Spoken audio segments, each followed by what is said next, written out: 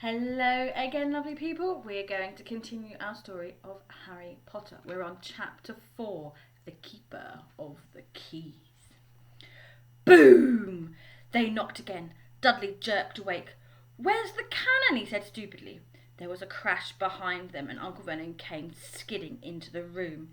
He was holding a rifle in his hands. Now they knew what had been in the long, thin package he had brought with them. "Who's there?" he shouted. "I warn you, I'm armed." There was a pause. Then smash! The door was hit with such force that it swung clean off its hinges and with a deafening crash landed flat on the floor. A giant of a man was standing in the doorway. His face was almost completely hidden by a long shaggy mane of hair and a wild tangled beard, but you could make out his eyes glinting like black beetles under all the hair. The giant squeezed his way into the hut, stooping so that his head just brushed the ceiling. He bent down, picked up the door and fitted it easily back into its frame. The noise of the storm outside dropped a little. He turned to look at them all. "Couldn't make us a cup of tea, could ya? It's not been an easy journey." He strode over to the sofa, where Dudley sat frozen in fear. "Budge up, you great lump," said the stranger. Dudley squeaked and ran to hide behind his mother, who was crouching terrified behind Uncle Vernon. "And here's Harry," said the giant. Harry looked up into the fierce, wild, shadowy face and saw that the beetle eyes were crinkled in a smile. "Last time I saw you was only a baby," said the giant. "You look a lot like your dad, but you've got your mum's eyes." Uncle Vernon made a funny rasping noise. "I demand that you leave at once, sir," he said. "You are breaking and entering." "Ah, shut up, Dursley, you great prune," said the giant. He reached over the back of the sofa, jerked the gun out of Vernon's hands, bent it into a knot as easily as it had been made of rubber, and threw it into the corner of the room. Uncle Vernon made another funny noise, like a mouse being trodden on. "Anyway, Harry," said the giant, turning his back on the Dursleys, "a very happy birthday to you. Got something for you, I have. I might have sat on it at some point, but it'll taste all right." From the inside pocket of his black overcoat he pulled a slightly squashed box. Harry opened it with trembling fingers. Inside was a large, sticky chocolate cake with "Happy Birthday, Harry" written on in green icing.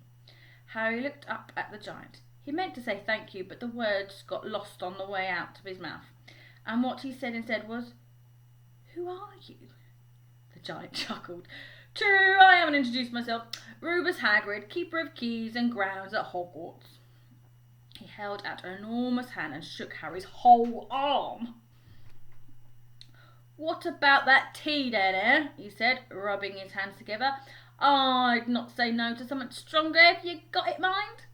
His eyes fell on the empty grate with the shriveled crisp packets in and snorted. He bent down over the fireplace. They couldn't see what he was doing, but when he drew back a second later there was a roaring fire there. It filled the whole damp hut with flickering light, and Harry felt the warmth wash over him as though he'd sunk into a hot bath. The giant sat back down on the sofa, which sagged under his weight, and began taking all sorts of things out of his pockets of his coat. A copper kettle, a squashy package of sausages, a poker, a teapot, several chipped mugs, and a bottle of some amber liquid, which he took a swig from before starting to make tea. Soon the hut was full of the sound and smell of sizzling sausage. Nobody said a thing while the giant was working, but as he slid the first 6 fat, juicy, slightly burnt sausages from the poker, Dudley fidgeted a little. Uncle Vernon said so. "Don't touch anything he gives you, Dudley." The giant chuckled darkly. "Your great pudding of a son don't need fattening any more, Dursley, don't worry." He passed the sausages to Harry, who was so hungry he had never tasted anything so wonderful, but he still couldn't take his eyes off the giant. Finally, as nobody seemed about to explain anything, he said, "I'm sorry, but I still don't really know who you are." The giant took a gulp of tea and wiped his mouth with the back of his hand. Call me Hagrid, he said. Everybody does. And like I told you, I'm Keeper of Keys at Hogwarts. You'll know all about Hogwarts, of course. No, said Harry. Hagrid looked shocked. Sorry, Harry said quickly. Sorry? But Hagrid turned in to stare to the Dursleys, who slanked back into the shadows. It's them that should be sorry. I knew you weren't getting your letters, but I never thought you wouldn't even know about Hogwarts. For crying out loud, did you never wonder where your parents learnt it all? Oh, what? Asked Harry. Oh, what? Hagrid thundered. Now, wait just 1 second. He had leapt to his feet. In his anger, he seemed to fill the whole hut. The Dursleys were cowering against the wall. Do you mean to tell me, he growled at the Dursleys, that this boy knows nothing about anything? Harry thought this was going a bit far. He had been to school after all, and his marks weren't bad. I know some things, he said. I can, do maths and stuff. But Hagrid simply waved his hand and said, about our world, I mean. Your world, my world, your parents' world. What world? Hagrid looked as if he was about to explode. Dursley! He boomed. Uncle Vernon had gone very pale, whispered something that sounded like Mimble Wimble. Hagrid stared wildly at Harry. But you must know about your mum and dad, he said. I mean, they're famous. You're famous. What?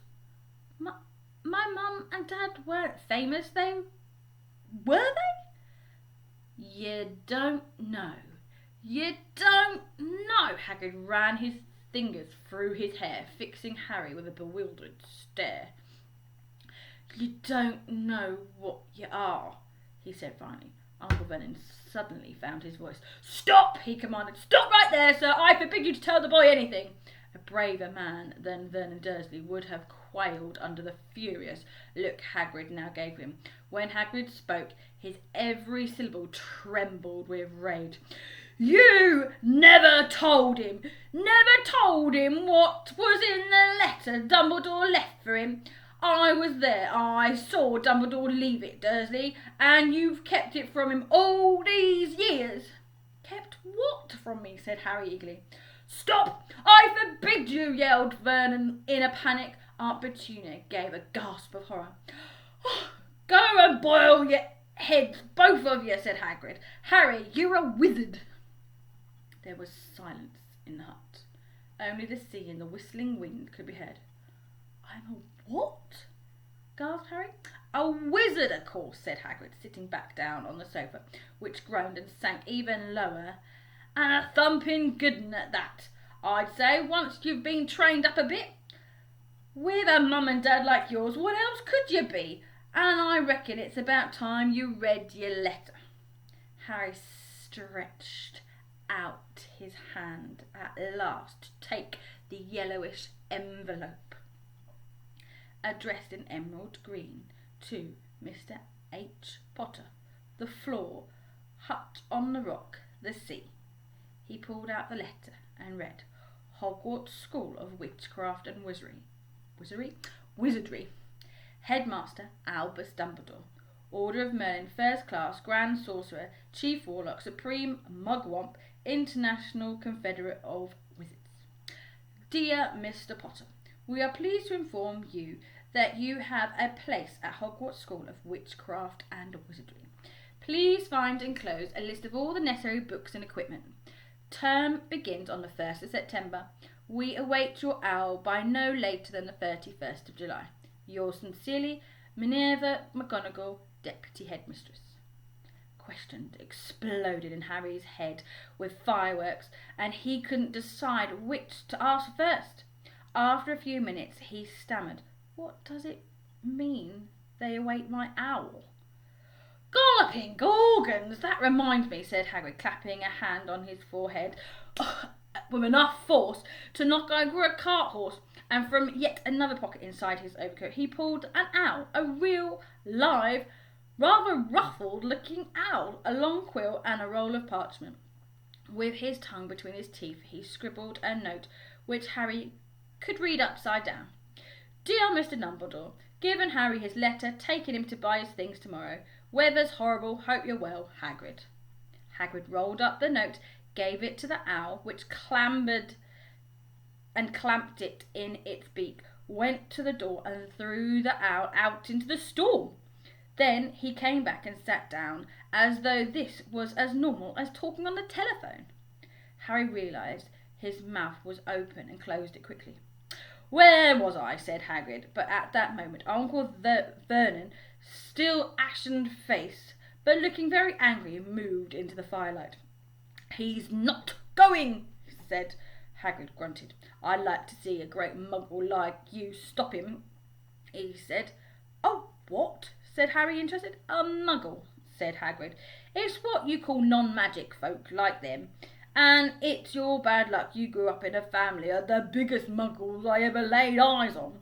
I swore when we took him in we'd put a stop to that rubbish, said Uncle Vernon. Swore we'd stamp it out of him. Wizard indeed. You knew, said Harry. You knew I'm a wizard. Knew? Shrieked Aunt Petunia suddenly. Knew? Of course we knew. How could you not be? My dratted sister being what she was, she got a letter just like that and disappeared off to that school and came home every holiday with her pockets full of frog spawn, turning teacups into rats. I was the only one who saw her for what she really was, a freak. But for my mother and father, oh no, it was Lily this and Lily that. They were proud of having a witch in the family. She stopped to draw breath, then went ranting on. It seemed she had been wanting to say this for years. Then she met that Potter at school and they left and got married and had you, and of course I knew you'd be just the same, just as strange, just as abnormal. And then, if you please, she went and got herself blown up and we got landed with you. Harry had gone quite white. As soon as he found his voice, he said, Blown up? You told me they died in a car crash. Car crash? Roared Hagrid, jumping up so angry that the Dursleys scuttled back to their corner. How could a car crash kill Lily and James Potter? It's an outrage, a scandal. Harry Potter not knowing his own story when every kid in the world knows his name. But why? What happened? Harry asked urgently. The anger faded from Hagrid's face. He looked suddenly anxious. I never expected this, he said in a low, worried voice. I had no idea. When Dumbledore told me there might be trouble getting hold of you, how much you didn't know. Harry, I don't know if I'm the right person to tell you. But someone's got to. Yeah, can't go off to Hogwarts not knowing. He threw a dirty look at the Dursleys. Well, it's best you know as much as I can tell you. Mind, I can't tell you everything. It's a great mystery, parts of it. He sat down, stared into the fire for a few seconds, and then said, It begins, I suppose, with a person. A person called... But it's incredible, you don't know his name. Everyone in the world knows. Who? Well, I don't like saying the name if I can help it. No one does. I'm going to leave it there and we'll finish the chapter off next time. See you again soon. Bye.